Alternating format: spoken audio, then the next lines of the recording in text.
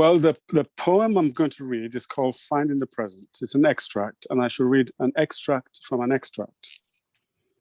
Finding the Present. The present moment began with fire, and still it burns. It began with water, and still they drown on the margins of Europe. It began with air. See how they flee. See how the bombs fall on houses made of sand, dreams made of flesh, the blind drones of remote war. But it began with earth, where all destinies are one, but many perish for want of justice or soap or flowers instead of fears. Our age is confused. The world runs ahead while humanity falls behind, trampled on by juggernauts whose names are the fearsome powers. Across borders and nations, a new web of chains within the greatest horizons the world has ever known. Water itself resists oppression. Press her down too much and she erupts with unexpected force somewhere else. We're all on a great ship that has lost its balance, lost its way, and the huge storms gathering beyond the iron veil of our hearts. Maybe it is a storm of revelation, maybe it is a storm of truth, of which art is the unknown magus. Ben, thank you. Thank you so much for that. And it's lovely to see you and lovely to have you here. This book, which I'll hold up the cover to, and which I think we'll see the cover more closely, and I really urge people to buy it. I read it, and I know your work from old, and I felt that this collection was extremely political. Is that fair to say that every poem, I mean, especially what you've been saying about refugees, about migration, and about everything that's going on, there's a real punch and a feeling of deep, deep, deep concern from you right now? Yeah, you're absolutely right, Rosie. It's first of all, it's a real pleasure to see you. Goodness, it's been such a long time because of the pandemic. Miss you very much. And yeah, we're living in very, very strange times. We're being battered on all sides. I mean, every day in the news, a new outrage, and it's been like this for a while. You know, so it's not surprising that you want to write poems about going for a walk, and then you end up writing about the burning of the Amazon. You know, you want to write about a poem about eating an apple, and you find yourself having to respond in the depths of your spirit to the chokehold on George Floyd. You just can't get away from it. It's quite sort of an anguished thing for a poet to say, but the world, Yeats expressed it perfectly himself. The world gives you no choice sometimes, and you turn the weapons of beauty to the politics and the pain and suffering of the world. It's when people are choking and when people are starving and hungry and suffering, it's very hard for the poet to sort of start, as we used to say in Nigeria, navel gazing. But having said that, the volume has got it's got a lot of political poems. It's got many tender, intimate poems. But you're right that the dominant tone is symphonically political. Yes, well, I mean, certainly you've got the wonderful and now famous Grenfell poem in there, but you also have a poem to the Rohingyas, and you also have an extraordinarily powerful poem to George Floyd, which is quite shattering when you read it, or I found it so. Yes, thank you. The George Floyd poem was not intended to be shattering, actually. It really was intended to be tender, because I felt that his death, in a strange way, was tender. If you can actually get your head around thinking that. I mean, he was on the floor, knee was on his neck, and he wasn't kicking, and he was just saying, I can't breathe. It was just gently fading, and that moved me a lot. And I think that's partly why why the response to him was so big and crossed, nations and races and genders. Is because here was a gentle guy who was being, and I wanted to respond with gentleness. So it's very interesting that you felt it shattering. Well, I think it's precisely because of its gentleness and the way that, yes, he slipped away. But I know from what you've written about and what you talk about, and in fact, I was watching a video of yours a few days ago where you talk about the two stories of our lives, the public story and our secret story. And I just want, this is a difficult question to answer, but how do you think we're going to tell the story of the last year? What is going to be our public story and what is going to be our secret story? Wow, that's a great and difficult question. I think our secret stories, I think our secret story would take the form of all those, if you could somehow collect, the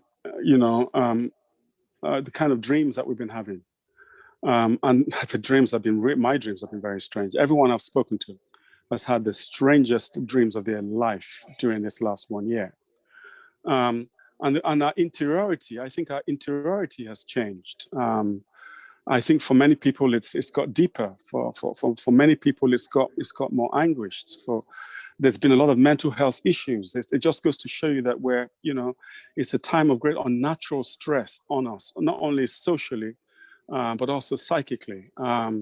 So the public side of the story is not very difficult to tell because it's there in the newspapers, in the deaths across the world, in the failures of government, and in some cases the heroism of governments to respond to the pandemic fast enough. But it's the individual aspect of it that really, really interests me. It's people going on walks for their dogs. It's the way in which solitude has changed its meaning. The way in which two friends have to talk, across a path in a field, or sitting across from one another on a bench. A very surreal mode of existence. It's people on their own. It's people in families who are sort of kind of like forced to be with one another in a way that they have never been before. It's just exposed us to new kinds of difficult intimacies and new kinds of courageous lonelinesses. It's the most extraordinary time since the war, I think. So it's pushed us in some ways into being the most that we can be, whether this is a good thing or a bad thing. It's pulled out the extremes in people, it feels to me. So how is it, before we come back to another poem from you, how has it been for you this last year? Have you been all right, and have you found it productive? Yeah, it's been very stressful. It's been very I feel like I've been on a kind of a rack. I feel both stretched and compressed at the same time. I mean, I'm used to solitude. Most writers are, but a solitude that you can't do anything about is quite different. It's been productive, but after a while, the productivity itself takes on a sort of a monotonous quality. Mm-hmm. Because normally you can do your work and go meet people for dinners or travel, but just having to live the routines of your days become very familiar after a while, don't they? And they're quite the most exhausting and wearying thing. And I had to get through the first cycle of that. So it's been difficult, but it's also been extremely toughening in a weird way. Well, I look forward. How's it been for you, Rosie? Pretty much the same. As you said, I took up cold water swimming, which is, I would say, has been, a lifesaver in lots of ways. It's been one of the best things, and it's been okay. I'm here, I'm all right, but it's a strange feeling sometimes that time has been, in some ways, wasted. And that may be because I'm getting older. I think you react differently at different ages. Anyway, Ben, I have to love you and leave you, and I do. And I'm going to ask you to read us another poem, and then we will hand back to Daisy. So thank you, and it's excellent to see you. A real pleasure. Real pleasure. Thank you very much, Rosie. The other thing I want to say very quickly about surviving the pandemic is I've discovered the wonder of trees. The next poem I'm going to read is a poem called A Little Song. It's a kind of a spring poem. The sun smiled at me today, even when the snow is here. Birds are full of wonder at the changing celestial sphere. My heart's warm with laughter. The roads are clear. Girls are walking on frost with the lights in their hair. The sky is an undreamed of palette, and branches are sifting the wind. All things are secretly dreaming of passion and mysterious spring.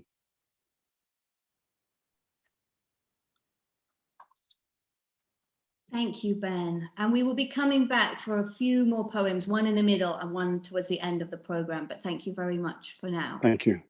A Fire in My Head is out now. And I am now going to introduce our next speaker, Jason Hickle. He is an economic anthropologist who researches global inequality, political economy, and post-development, as well as ecological economics.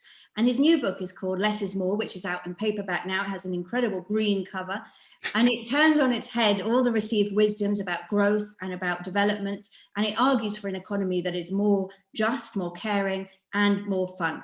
So welcome to you, Jason, and thank you very much for being with us. Over to you. Thanks very much, Daisy, and good to see you all. And Ben, thank you for that very powerful first poem. It will remain with me for some time, I think. So I want to begin by reminding you all of something you already know, a reality that most of you probably follow in the news, or maybe you know it on a visceral level, for you see it happening around you in real time. In 2013, Typhoon Haiyan made landfall in the Philippines.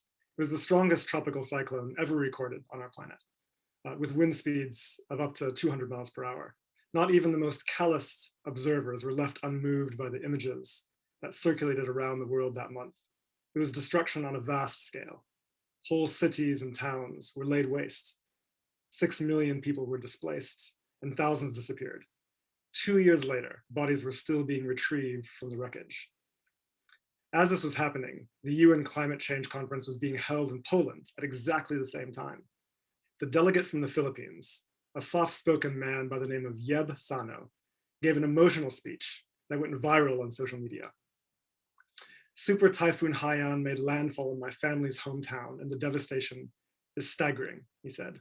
I struggle to find words for the images that we see. I struggle to find words to describe the losses we have suffered from this cataclysm. Up to this hour, I agonize while waiting for word as to the fate of my very own family.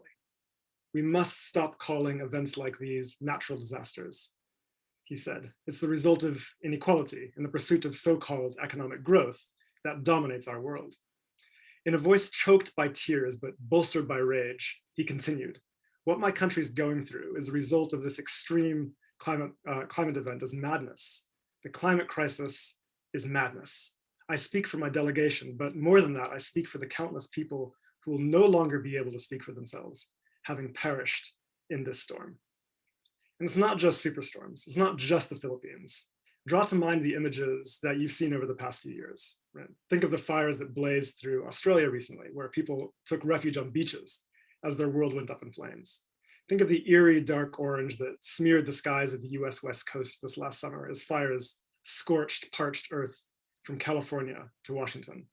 Our planet is changing before our very eyes, and we are already grieving. Right now, we're only at 1 degree above normal temperatures. On our present trajectory, we're on track to hit 3 or 4 degrees this century. Humans have never existed on a planet that's like that before. And climate scientists say that such a world is incompatible with organized civilization as we know it. Without radical action, at least 1 billion people will be displaced in our lifetime as parts of the planet become uninhabitable. Average yields of staple food crops will collapse by up to 30%, triggering famines in many parts of the world. It doesn't take much to grasp that this is likely to cause unprecedented social and political upheaval. But climate change is not the only ecological problem we face. The crisis is much broader than this. There's deforestation to the point where many forest ecosystems like the Amazon are on the verge of collapse. There's soil depletion, whereby industrial monoculture is destroying topsoils faster than they can be replenished. There's biodiversity loss, with rates of species extinction happening up to 1,000 times faster than prior to the Industrial Revolution. On our present trajectory, 30 to 50% of existing species are projected to disappear by the end of this century.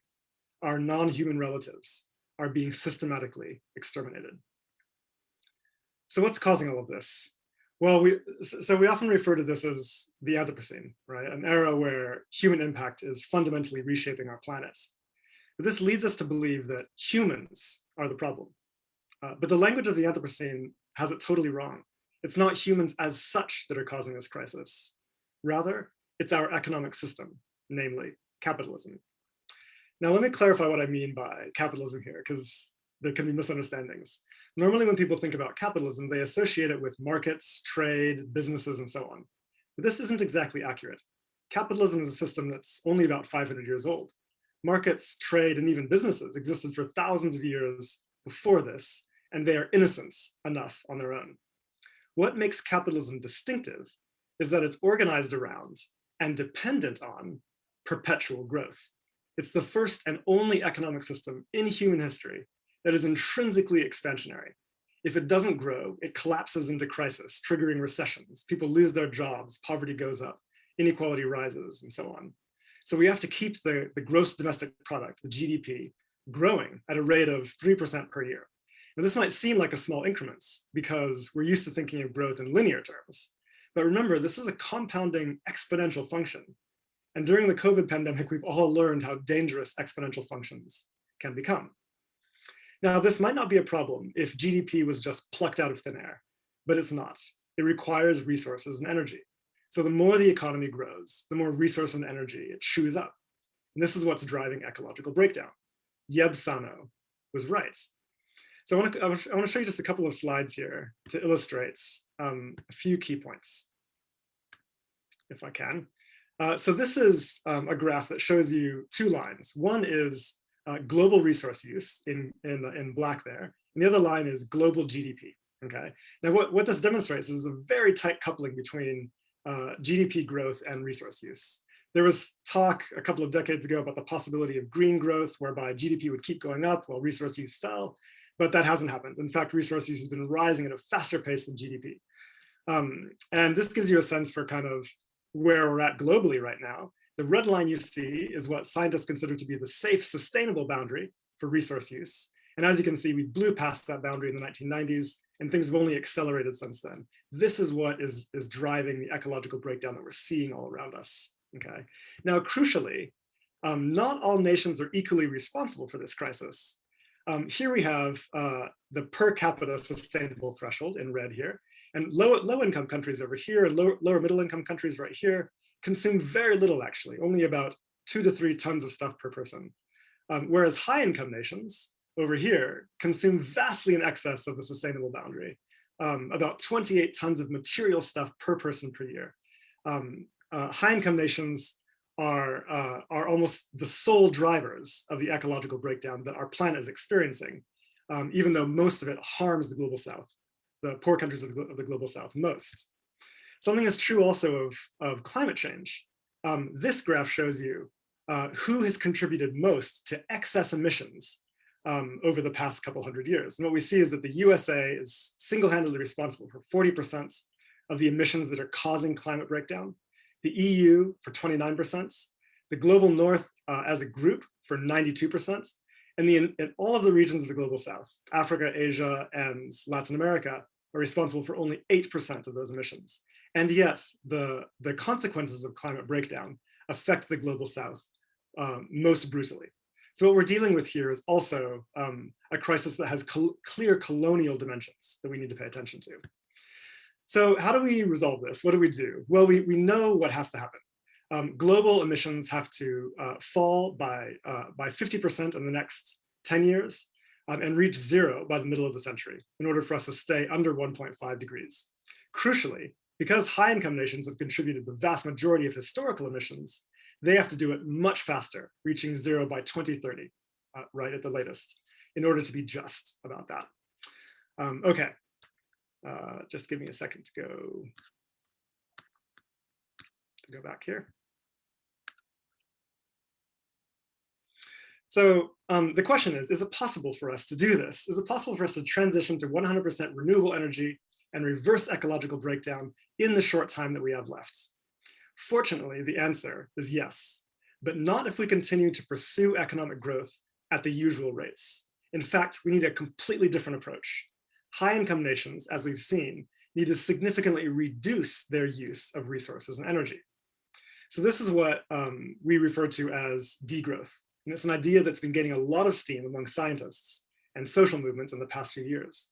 Degrowth is a planned reduction of resource and energy use in high-income nations designed to bring the economy back into balance with the living world in a safe, just, and equitable way. And the core claim of degrowth is that high-income nations don't need more growth to deliver flourishing lives and high levels of well-being for all. So what does this look like in reality? Well, the dominant assumption in economics right now is that all sectors of the economy must grow all the time, regardless of whether we actually need them. But this is a socially and ecologically irrational way to run an economy.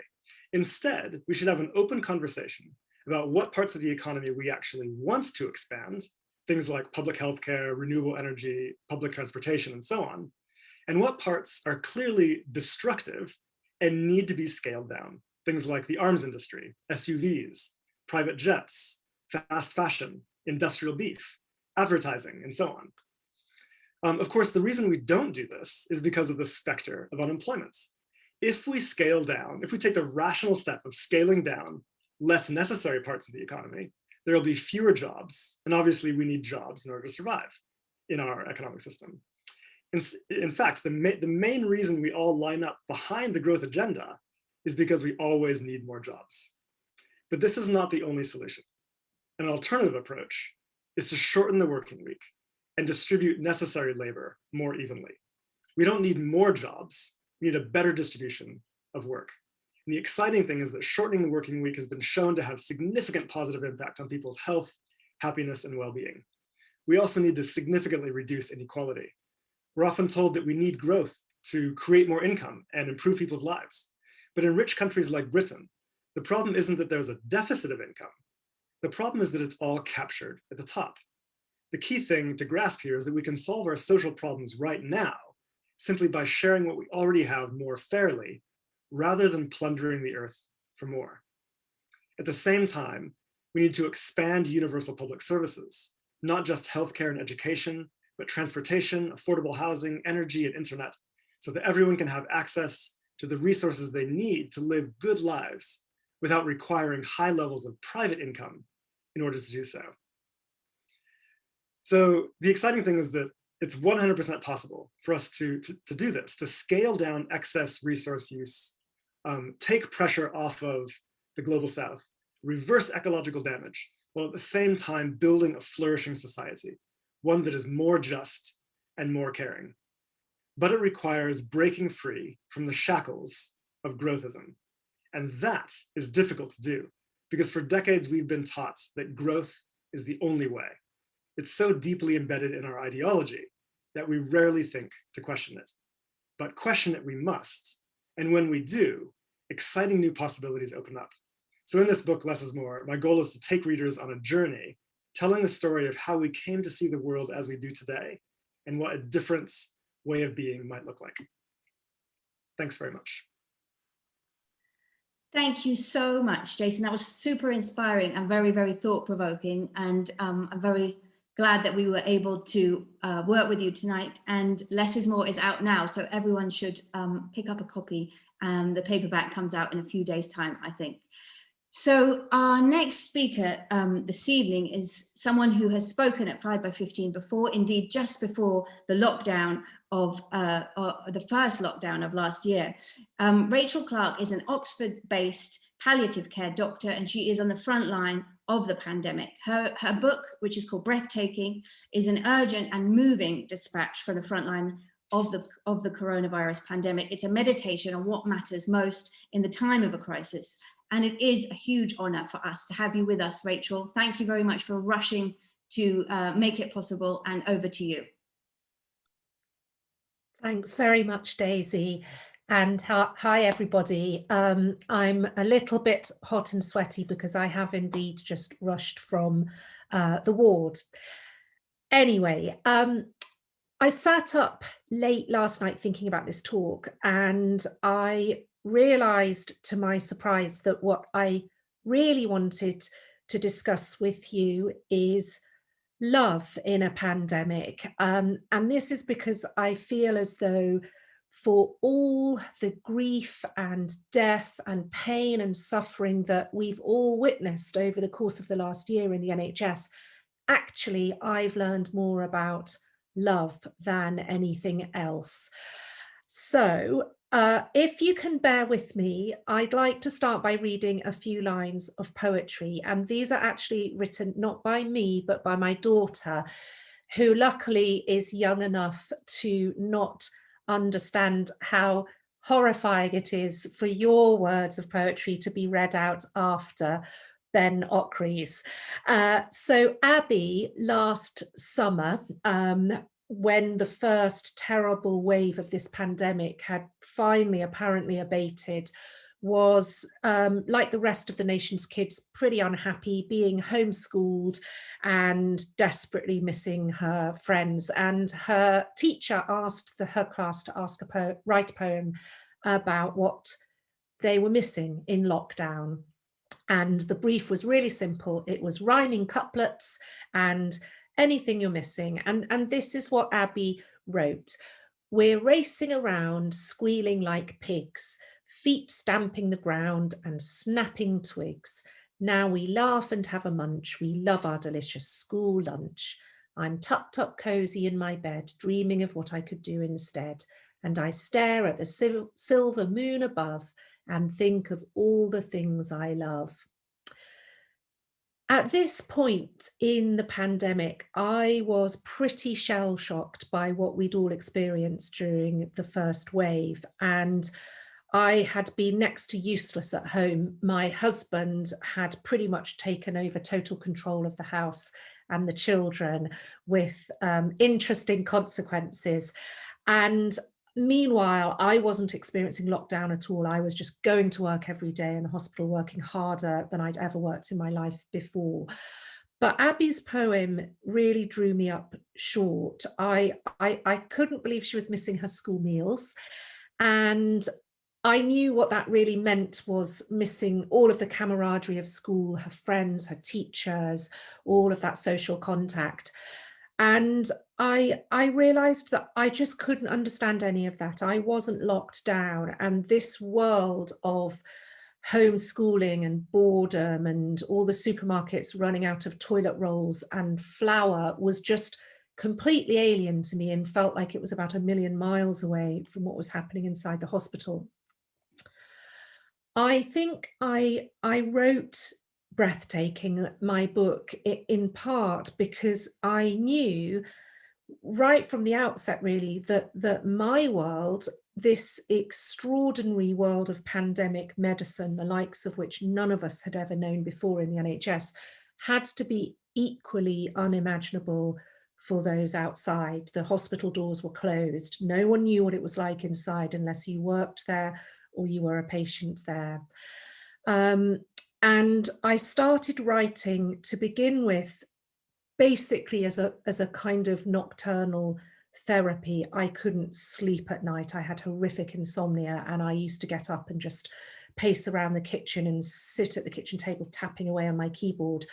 And then gradually, when the first wave started to abate, so by the time we got to sort of late May, early June last year, I was freed up a little bit to start to write more. And if you think back to that time, it was when really, I think, the country started to get very fractious. We had all been locked down for a very long time by then.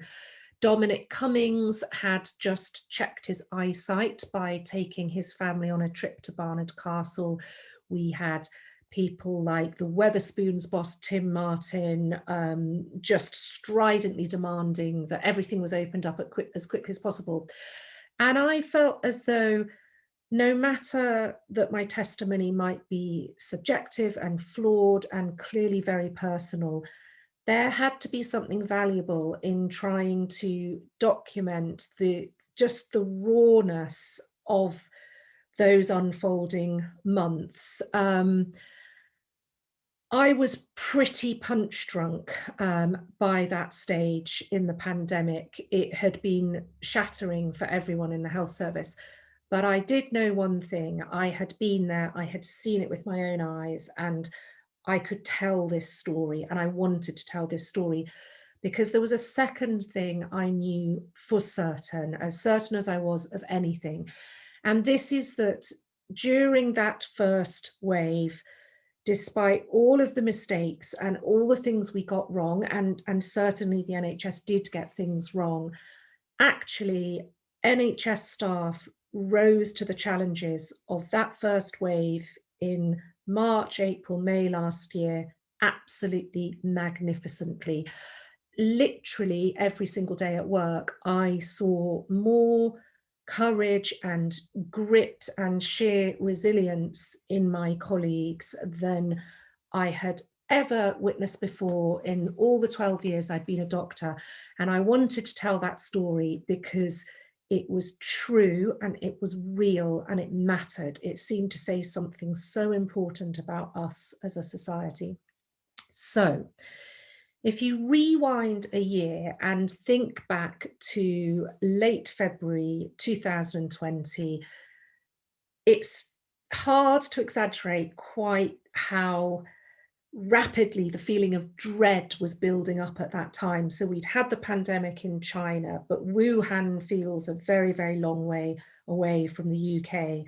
But by late February, suddenly, it was northern Italy that was being overwhelmed by this virus, and Italy is on our doorstep. It doesn't feel far away at all. And all of a sudden, we started seeing those images of hospitals overrun with patients. We had reports of hospitals in Lombardy running out of oxygen, running out of ventilators, having to ration, literally choose between patient A, patient B, which of them are we going to give the last ventilator to? And at the same time, in the UK, we had lockdown not happening. We had a prime minister who was boasting about going into hospitals filled with COVID patients and shaking hands with them. We had the Cheltenham races going ahead with 250,000 people gathering into the stands over the course of that week. And we had our numbers going up and up and up and up. And for everybody working in health and social care, we needed PPE that we didn't necessarily have, and we started to see our colleagues dying. I'll never forget the announcement of the first death of an NHS doctor. It was absolutely shocking. I asked if I could move across from the hospice where I normally work as a palliative care doctor into the hospital because I knew that the wards were going to be filled with people suffering with COVID, dying from COVID. And I wanted to be where I could be most useful, and everybody felt pretty much the same. And all of a sudden, I therefore was exposed to this hospital environment where absolutely everybody, all your colleagues, were barricaded behind layers and layers of PPE, the masks, the gowns. You've all seen the images. And you knew that when you set foot inside the hospital, you were potentially risking your life, the life of your husband, your kids. You might bring the virus back home with you. But we all stepped through the doors because, of course, this is what you're going to do. You're trained to care for patients. And it was pretty sobering to come home from work every day, having changed out of my scrubs, put on new clothes, to walk through the door and have a ritual where I would say to the children, don't come near me, Mum hasn't got clean, keep away. And then I would disinfect my phone, the car keys, the door handle. I'd run upstairs, strip off my clothes, get into the shower, wash my hair, get every single scrap of virus off me so that I wasn't endangering my family, the people I loved more than anyone. That was an extraordinary thing to start doing a year ago. We're used to it now. I'm still doing it, but it was a shock. I'm going to share several brief vignettes from that first wave, which I think collectively conveys something of what it's really been like inside our hospitals over the course of the last year. So first of all, from a patient's perspective, it was early on that I realized something profound and devastating really about this pandemic from a patient's perspective, and it's that for all the patients coming into the hospital with COVID or in fact any other illness, if those patients did not survive to leave hospital, then from that moment onwards, the first moment that they arrived inside the hospital, they were destined literally never to see another human face again. Every single person around their bedside was wearing a mask. So no smiles, no lips, no cheeks, no human faces, just pairs of eyes. And I found that haunting, really, that image, the idea that when you are frightened and vulnerable and aware that you may be dying, you do not get the comfort of human faces. It was shocking to think about that. And from a relative's perspective, there was something else that was equally haunting, namely the fact that for so many people, they were not allowed inside the hospital to see their loved ones. There's been a furore at the moment about the fact that Prince Charles went to visit his father in hospital. Were the rules applied differently in his case because he was royal? There's been a lot of outrage about that at the moment. The answer actually is that all the way through the pandemic, in some hospitals, even right back in the first wave, people were allowed to visit when their loved ones were right at the end of life, when we thought they were dying, but only in those very small numbers of circumstances. And that is so heartbreakingly wrong. It goes against everything that we normally try to do in palliative care, which is humanize the bedside, bring in as much as possible the warmth and tenderness of a loving human presence. We just didn't have that by and large in the shape of family members, and we had to try and provide the human presence in their absence. There was one day, again, a moment when I was really brought up short, and it was as I walked through the hospital car park early one morning in that beautiful, beautiful sunny spring of last year.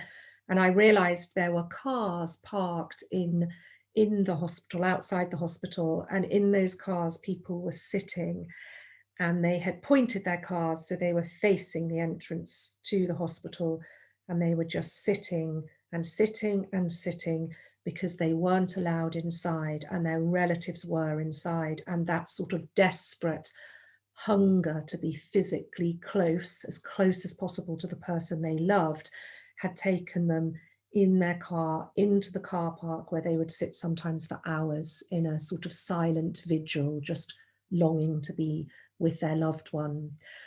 The last little vignette I'm going to share with you is from the hospice setting rather than the hospital. And the hospice where I work, which is called Catherine House Hospice, it's a little hospice in rural Oxfordshire, cared for COVID patients as well as non-COVID patients in the first wave. We still do that. And there was one occasion when we were caring for a patient who was very young, very frightened. She had cancer and also COVID. And I happened to be on call that weekend. We knew she was likely not to last until Monday morning. And there was a moment when no drugs really helped her symptoms because her symptoms weren't physical. We couldn't give morphine to help her pain. Her symptoms were almost existential, and they were just profound and astonishing anguish at the thought of losing everything, everyone, every person she loved in the world, because she knew she was dying. And drugs can't fix that kind of anguish. The only thing that can fix it is another human being, someone being there with you, helping you in that moment of fear and loneliness. But how do you do that when you are barricaded behind your PPE? You've got a plastic visor, a mask, an apron, a gown. You just can't do it. And officially, we are not meant to make any physical contact with our patients unless it's necessary. Now, I work with a great many extraordinary nurses and other doctors, all the other healthcare professionals, but I think the nurses in particular, some are hard as nails. They are absolutely ruthless in their determination to love their patients, care for their patients.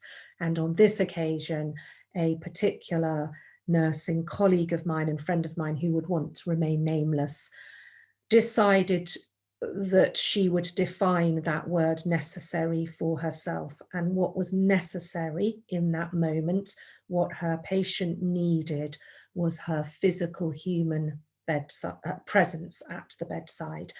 And so she walked over knowing that she was putting herself at risk, knowing her patient had COVID, knowing that she could become infected. And remember, there were no vaccines then, not even on the horizon did we have a vaccine.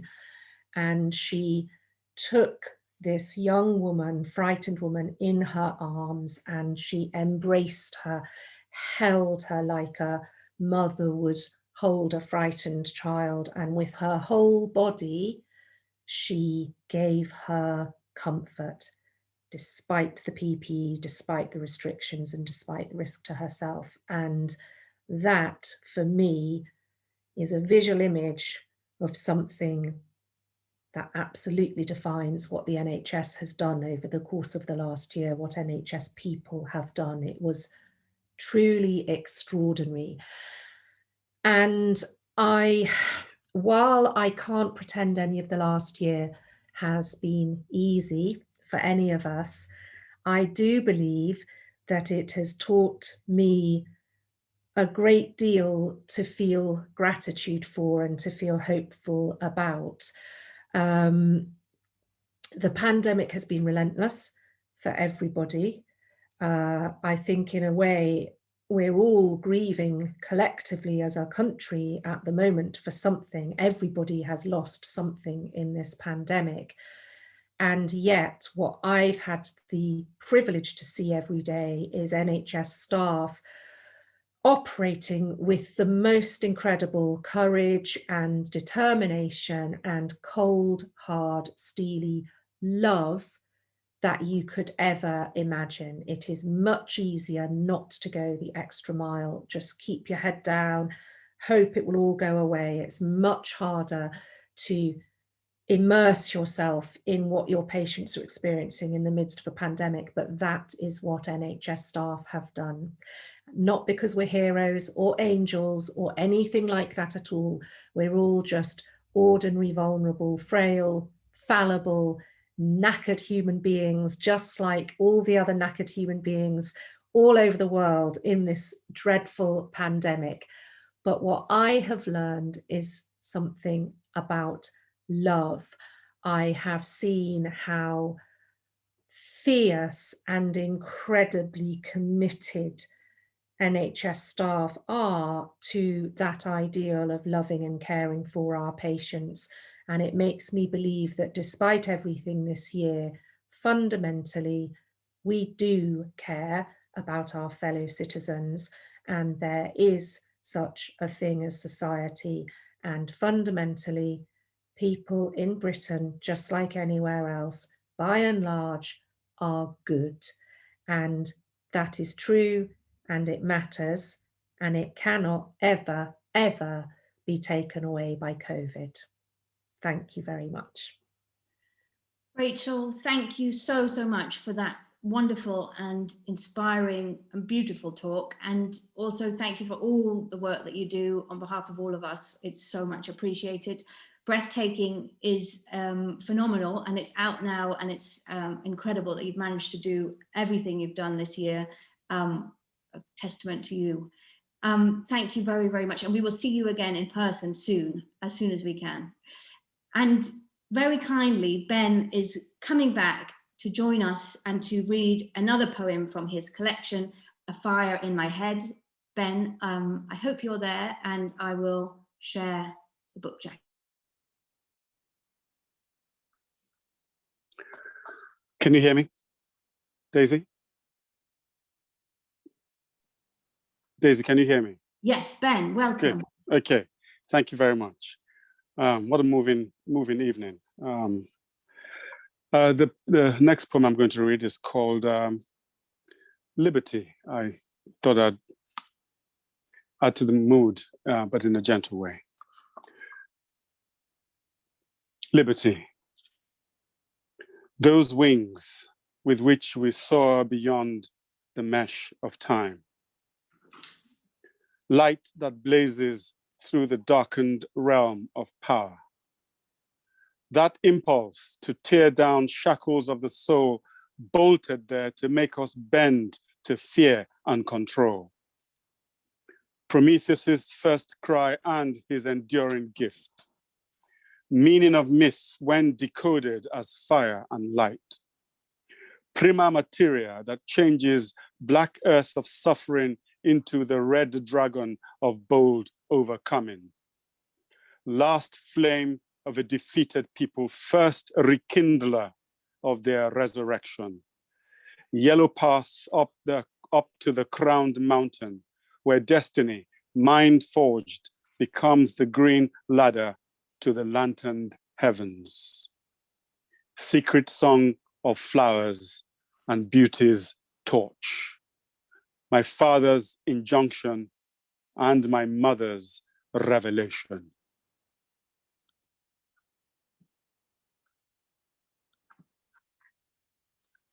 Thank you, Ben. Thank you very much. And you'll be coming back at the end for a final poem. So now we are turning to Baltimore. We have Justin Fenton with us from Baltimore. He is a crime reporter on the Baltimore Sun, and he is part of the team of staff that won the Pulitzer Prize for their coverage of the Baltimore riots. And he has published, or it's just about to be published, a gripping new book called We Own This City, which has been optioned by HBO for a TV series, reminiscent, I think, to all of us of The Wire. And in it, Fenton, Justin exposes a story of systemic police corruption that was the backdrop of the 2015 riots, and which culminated in one of the most shocking police corruption trials that has happened in a generation. So welcome, Justin. Thank you so much for being with us from snowy Baltimore, and over to you. Thank you very much for having me. It's an honor to be among the speakers and then to be with all of you watching. As Daisy said, I'm Justin Fenton. I'm a criminal justice reporter at the Baltimore Sun and author of the new book, We Own This City, a true story of crime, cops, and corruption in an American city. In 2015, Baltimore's murder count surged to 342 victims. That's in a city of just 600,000 people. And I got a chance to embed with the homicide unit and go along with their detectives as they tried to solve some of those cases. There was one night where I was sitting in the dim light of the police department's homicide unit, watching over a monitor as the detectives interviewed a man who had witnessed the fatal shooting of his friend. The detectives implored him to help them find the killer, and he shrugged them off. He said, "I know he's looking down from heaven, and he wouldn't want me to tell." He said, he wouldn't want me to say a motherfucking thing." Now, veteran detectives recall a time when they would return back from a crime scene with a stack of tips awaiting them. In those days, they closed 80% of murder cases. Now, the rate of solved killings sags as low as 30%. So how did it get this way? Some of the answers lie in a corruption scandal that would be uncovered just 2 years later after that encounter in the homicide interview room. A wiretap investigation revealed that a unit considered by Baltimore police to be one of their best, a model for others like it, was actually a criminal enterprise. Members of the gun trace task force were stopping people without probable cause. They're stealing their money, sometimes tens of thousands or more at a time, and taking drugs to resell back onto the streets. They used off-the-books GPS trackers without warrants to lie about conducting surveillance. They were stealing from their department too. They were stealing overtime pay for hours not worked. And in some documented cases, evidence was planted. A prosecutor would later say they were simply put both cops and robbers. Now, having covered the police department for 9 years at that point, I'd certainly reported on many bad officers. They would get picked off one at a time. And even though it happened with regularity, this concept of a few bad apples was often repeated.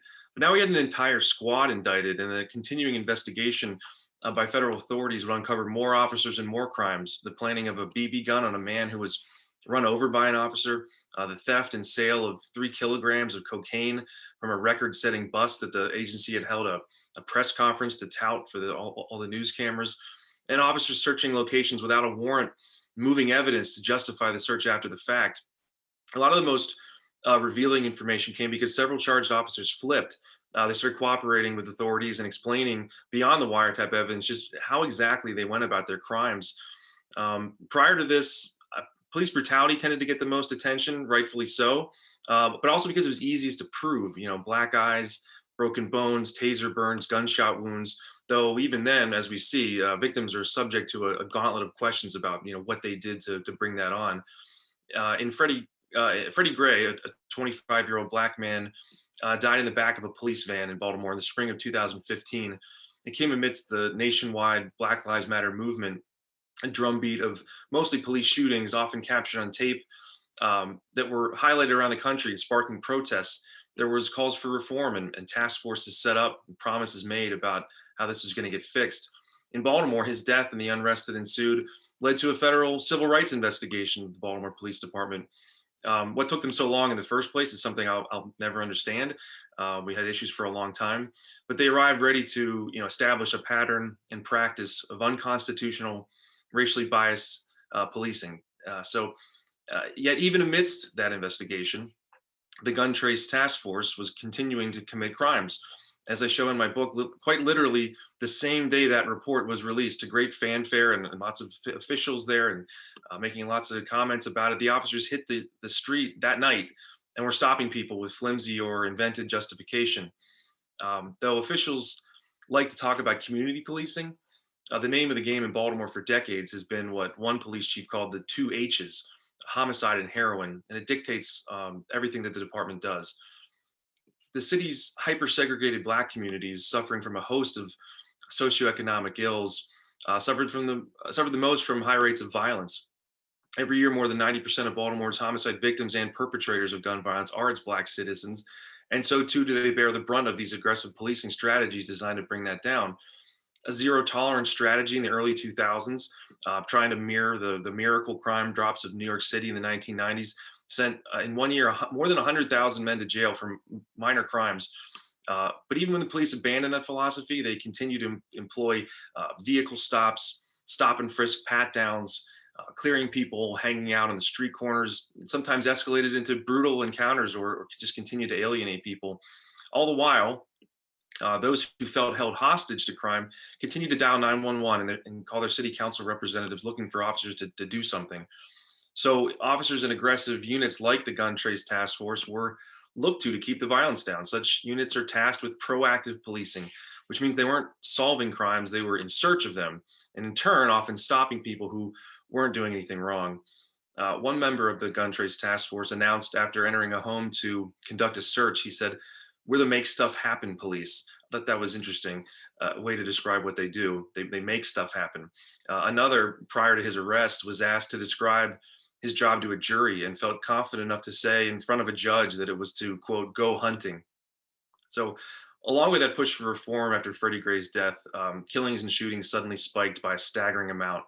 A convicted officer who cooperated with the authorities after being caught said members of the unit would hit the streets and stop as many people as possible, sometimes like 50 people in a night. Former Detective Maurice Ward told me, "We learned very quickly that it was a numbers game.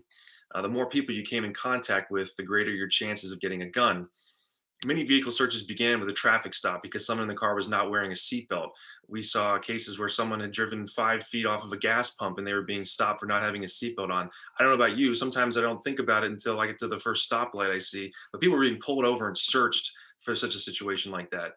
Officers then able to use things like the smell of marijuana or the occupants, acting nervous, both subjective or impossible to prove, to ratchet up the encounter into a search.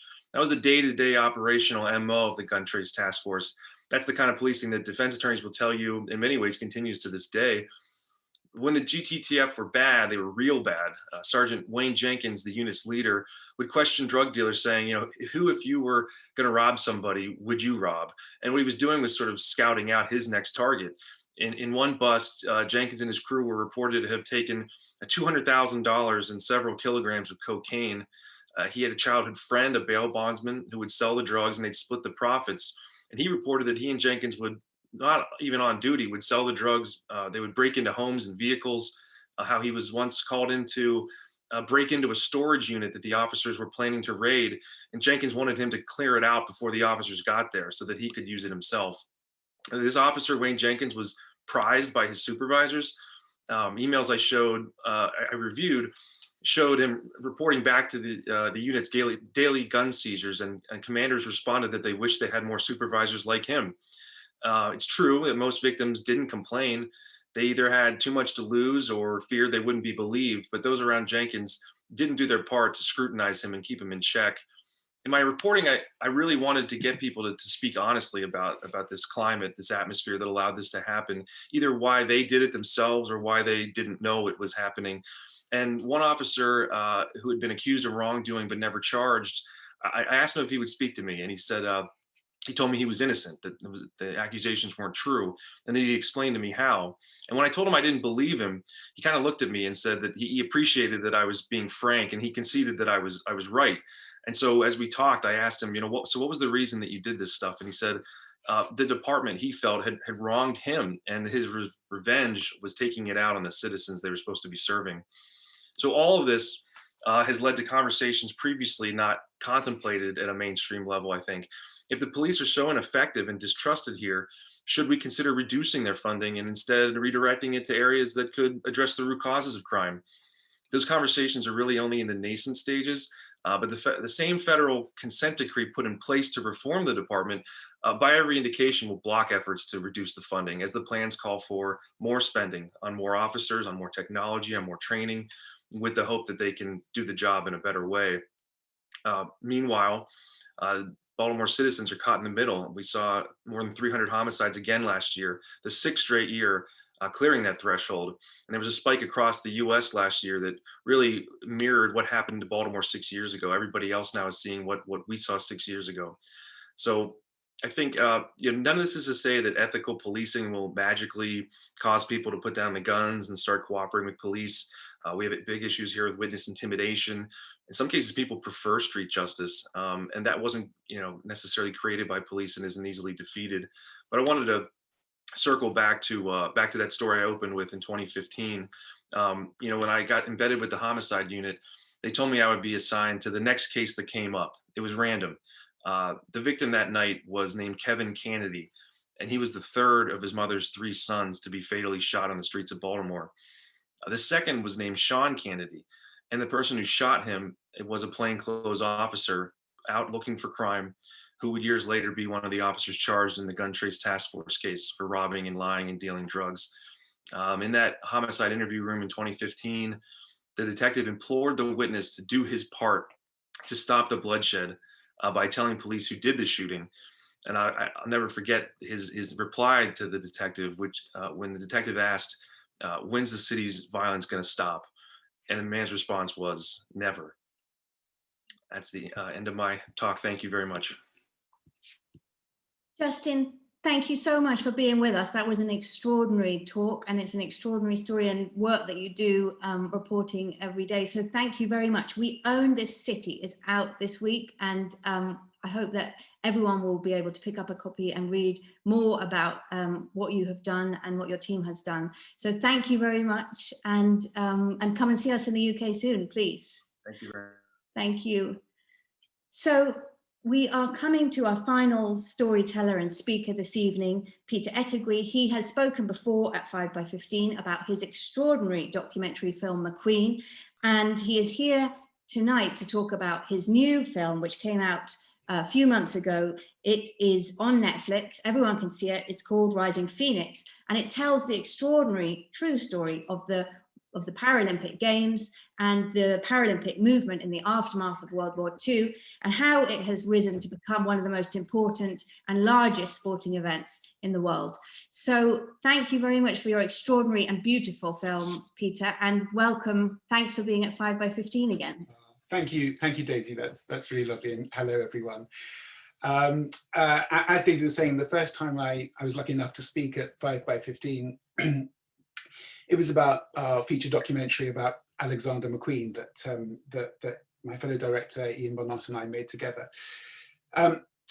So the story I want to tell you tonight about Rising Phoenix really begins with that earlier film.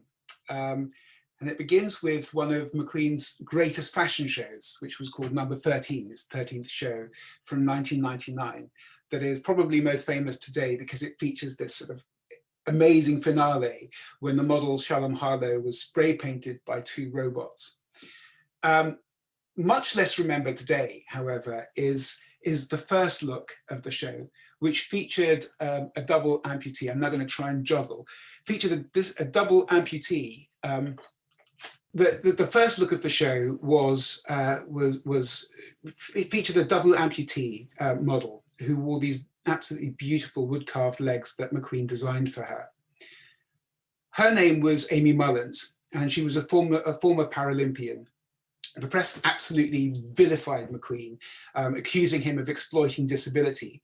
And Amy Mullins stepped up and she took ownership of her appearance on the runway. This was a moment of empowerment, she said, not exploitation. Looking into her story, I came across an incredible TED talk she'd given. It's called The Opportunity of Adversity. And she spoke about how she was born with fibular hemimelia, a condition which resulted in her lower legs being amputated in infancy. In the TED talk, she talked about her disability not as an obstacle that had to be overcome, but as an intrinsic part of her identity in her life. I tend to think of it like my shadow, she said. Sometimes I see a lot of it, sometimes there's very little, but it's always with me. And then she went on to say something really interesting. She talked about the fact that the greatest adversity she'd experienced in her life was not, in fact, her disability, but the idea of normality as it's created and defined by mainstream society. Who's normal? Mullins questioned. There's no normal. There's common, there's typical, but there's no normal. She was able to accept her difference, but she found often that society didn't, as shown by the reception to her McQueen show. I must have spent an entire day reading about Mullins while I was supposed to be working on McQueen and her career as a Paralympian and a fashion model, and wondering if and how we could somehow shoehorn her into McQueen, while knowing with all my heart that this wasn't really the place for it, that the themes she raised belonged to another film.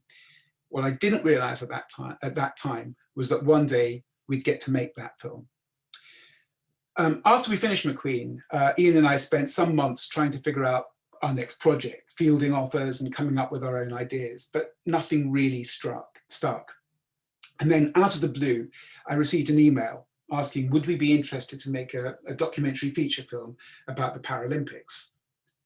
Now, if I hadn't misspent that day looking into Amy, while I should have been focusing on McQueen, I'm not sure how I would have responded to that email. To tell the honest truth, I'd never really been a fan of the Olympics or the Paralympics, but that first contact with a Paralympic athlete during McQueen had got inside me. And I realized in a flash, this was the project we'd been waiting for, or had been waiting for us. And I want to share with you this evening some of the extraordinary stories Ian and I discovered while making the film.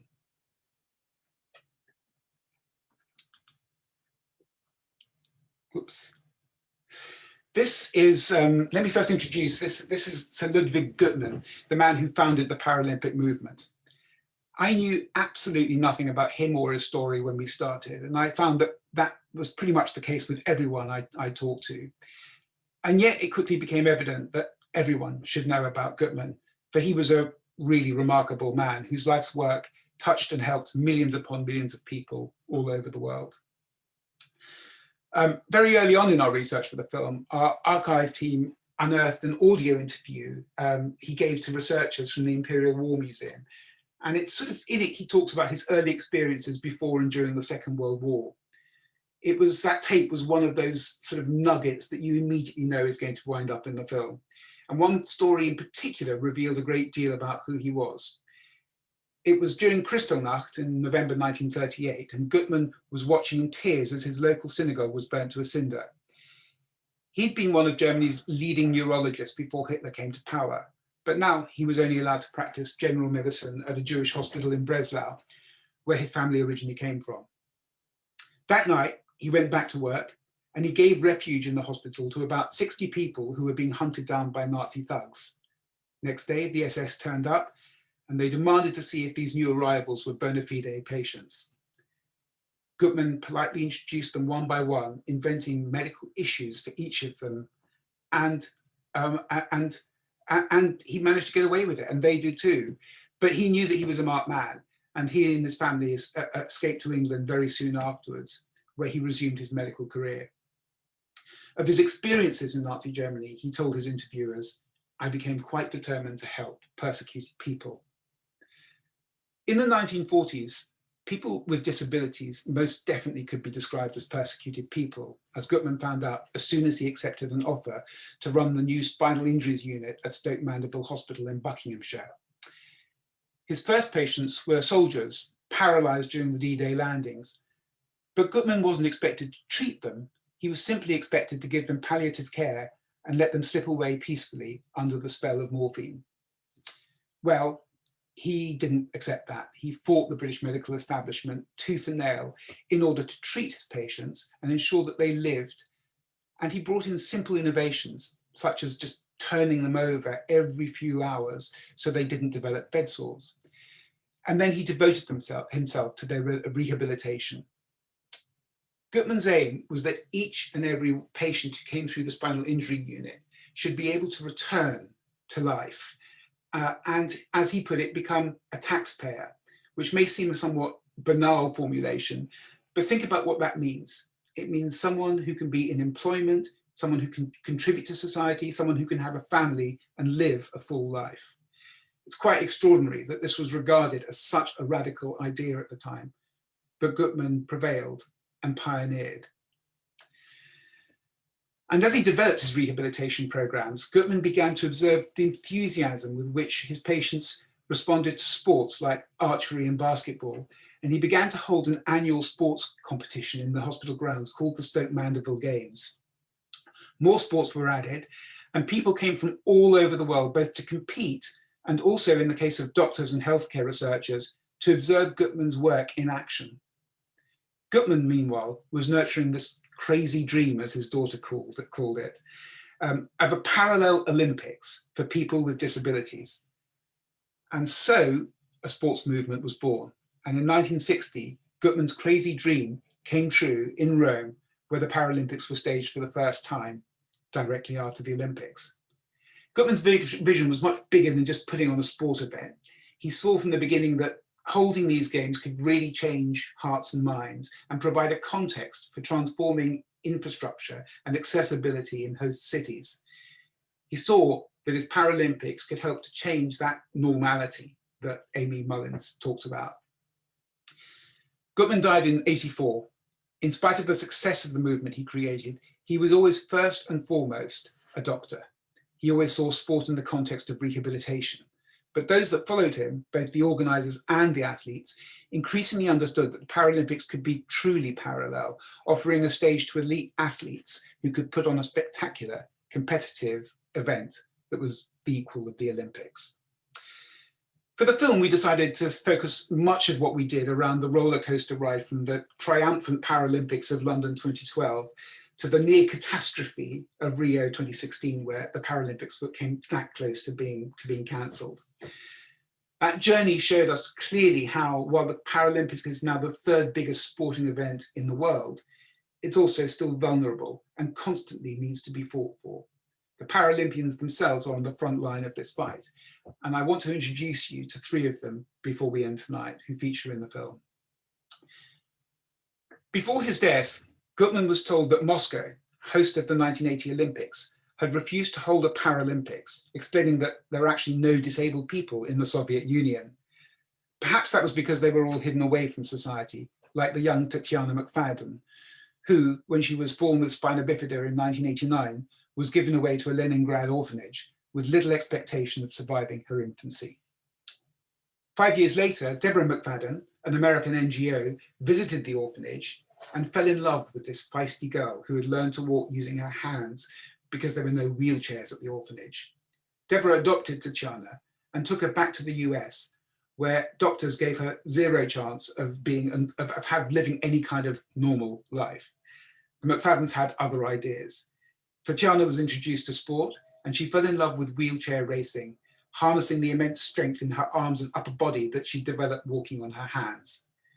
She was selected for Team USA at the 1996 Athens Paralympics, but at her school, she was denied the right to compete in high school sports.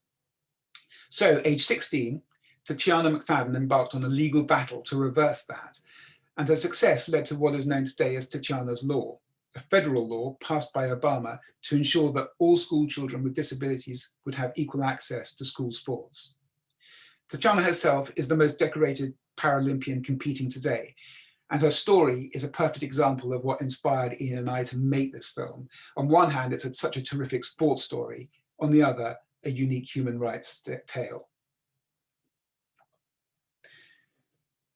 When we first met Jean-Baptiste Allais, the French long jumper, we asked him what it was like to participate in the Paralympics. In reply, he mentioned the latest Marvel Avengers movie. It's like that, he told us. It's like being part of a team of superheroes who have all experienced tragedy or have come up against some barrier that didn't allow them to succeed in the world. Jean-Baptiste grew up a Tutsi during the Burundi Civil War. He was 3 years old when the Hutus raided his family village and massacred everyone they could find. Jean-Baptiste's mother picked him up and ran, but their assailants caught up with them. They were attacked with machetes. That's how Jean-Baptiste lost his leg. And he was forced to watch as his mother was killed in front of him. Like Tatiana, he was eventually adopted by a family in the south of France. And at school and in youth clubs, he discovered athletics, becoming a sprinter and a long jumper. He simply credits sport with saving his life. This is Bebe Vio. Born in Italy, her dream from early childhood was to be an Olympic fencer. She rose through the ranks in local, national and international competitions. But age 11, she was struck down with meningitis. In order to save her life, doctors had to amputate her legs and then her arms. Eventually, after a lot of rehab, she returned to the fencing gym and resumed the great passion of her life, even if her prosthetic limbs meant she had to do it in a wheelchair at the Paralympics rather than stand up at the Olympics. When we met her, Bebe said something that tells you everything you need to know about her attitude to life and to the terrible misfortune that she'd suffered. I had the great good luck, she told us, to live the favorite moment of my life 2 times. The first when she discovered fencing as a 5-year-old, and the second when she discovered wheelchair fencing. Her gold medal match at the Rio 2016 Paralympics is quite simply one of the most emotional and extraordinary sporting moments you will ever see. Bebe talked to us about the difference between an Olympian and a Paralympian. Olympians, she said, well, they start at 0 and they train and they train and they train and they get to 100, the benchmark. The Paralympian, however, starts at -100. The Paralympian then has to get to 0, and only then can they begin to train and get to 100. And I think that's what made telling this story and the stories of the Paralympians so utterly compelling to us, and why it was such an extraordinary and uplifting story to share with the world. A charge is sometimes leveled at the Paralympics that it does a disservice to the disabled community by portraying these role models that so many with disabilities will never be able to emulate. But personally, I think this does a great disservice to the movement. Almost every Paralympian we met is part of the much broader mission that Gutmann pioneered. Tatiana is a disability rights activist. Jean-Baptiste visits schools across France to share his experiences and inspire kids, both disabled and non-disabled, to take up sports. And Bebe and her family have started their own annual sports festival in Rome for kids with disabilities. These 3 and all the other athletes that we were lucky enough to feature in the film are truly the children of Sir Ludwig Gutmann's vision. And I hope that if you haven't already, you'll get to meet them more and see them in action in our film Rising Phoenix. Thank you all very much. Peter, thank you so much. That was absolutely extraordinary, and we loved your film, and I hope that everybody will have a chance to watch it. It is on Netflix, and it is incredibly moving and uplifting, and an extraordinary story, which I didn't know half enough about, but thank you very, very much for all the research and putting it together, because it is very, very moving and very important as well. So Thank you, Peter. And finally, it's just for me to really say thank you to everybody for attending. Thank you to Ben and Rachel, Jason, Justin, and Peter, for all of you for tuning in. And please do get the books and support our book partner, Newham Bookshop. Finally, Ben is going to read a final poem for this evening, and I will hand over to him to read us out. But thank you all very, very much, and good night from me. It's a special pleasure. Wonderful evening, very moving evening, and very inspiring. The final poem I'm going to read is from A Fire in My Head, and it's called Invocation for the Shrine 4. It was on the walls of the Serpentine Gallery when Grace Wells Bonner had her exhibition. Invocation for the Shrine 4. Revelations come fast with harvests of spirits. For the world is not as it seems. Free yourselves from the illusion of limits. Here are the miracles unseen. Time turning the limits of the past into wise new freedom. Redream chains into fires that last.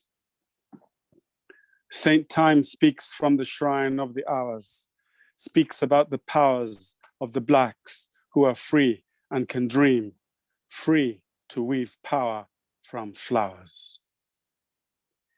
Bring a clear dream for the world, you who walk this way. Bring your light, bring your wisdom, your fire, your hope. Bring a new courage, a new fight.